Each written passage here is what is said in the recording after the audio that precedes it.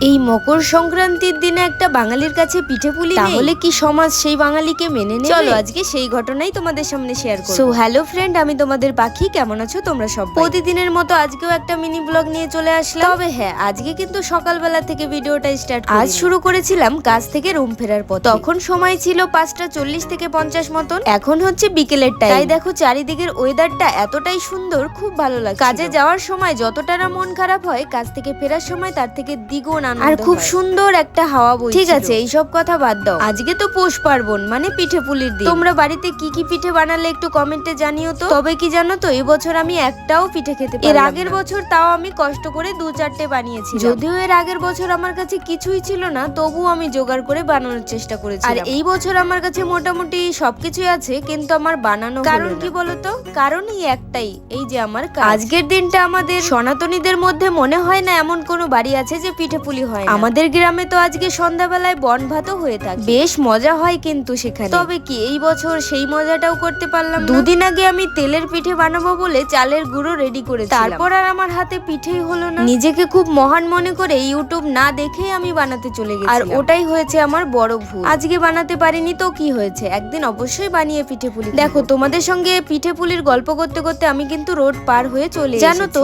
আমার এই রোডটা পার হতে এখনো কেমন যেন ভয়। যখন নতুন নতুন এসেছিলাম তখন তো রোড পারই হতে পারতাম না, এখন কিন্তু একা একাই পার হয়ে যায়। তবে একটু মনের মধ্যে ভয় লাগে। রুমে এসে ফ্রেশ হয়ে আমি কিন্তু হরলিক্স খেয়ে নিলাম। তোমরা তো ভিডিওতে দেখেছো যে আমি দর্জি মেশিনে কাজ করি। তবে আমার অভ্যাস ছিল না দর্জি মেশিনে কাজ করা, আমি কোনোদিনও কাজ করি। নতুন নতুন কাজ করার ফলে আমার কিন্তু হাতে পায়ে প্রচন্ড পরিমাণে ব্যথা হয়েছে, আর সেই কারণে আমার আজকে রান্না করতে একদমই ভালো লাগছিল না। আর একটু বাড়িতে ফোন করেছিলাম, বাড়িতে ফোন করে শুনলাম বাবা মা ভাই সবাই বনভাত খেতে, আর সেটা শুনে তো রান্না করার ইচ্ছা আমার একদমই মরে গেল। তাই চিকু বলল, চলো তোমার রান্না করতে হবে না, আজকে আমরা ফ্রাইড রাইস। আমি তো কথাটা শুনে সেই ব্যথা পায়েই নাচতে শুরু করলাম। তারপর আর কি বেরিয়ে পড়লাম দুজনে মিলে সেই রেস্টুরেন্টের উদ্দেশ্যে। তোমরা আবার ভেবো না আমরা হলে চলে এসেছি, এটা কিন্তু সেই কলেজের সামনে ডিসপ্লেটা এতটাই বড় আর এতটা আলো যে ওটার দিকে একভাবে 2 মিনিটের বেশি তাকিয়েই থাকা যায়। আর এইদিকে দেখো, তোমাদের সঙ্গে কথা বলতে বলতে আমরা তো রেস্টুরেন্টে চলে আসলাম, আর একটা ফ্রাইড রাইস নিয়ে নিলাম, যেটার দাম ছিল 125 টাকা। এখন রুমে গিয়ে খাওয়া দাওয়া করে একটু ভিডিও এডিট করেই ঘুমিয়ে পড়ব। তাহলে আজকের মতো ভিডিওটা এখানেই শেষ করছি, দেখা হবে নেক্সট ভিডিও। ভালো থেকো,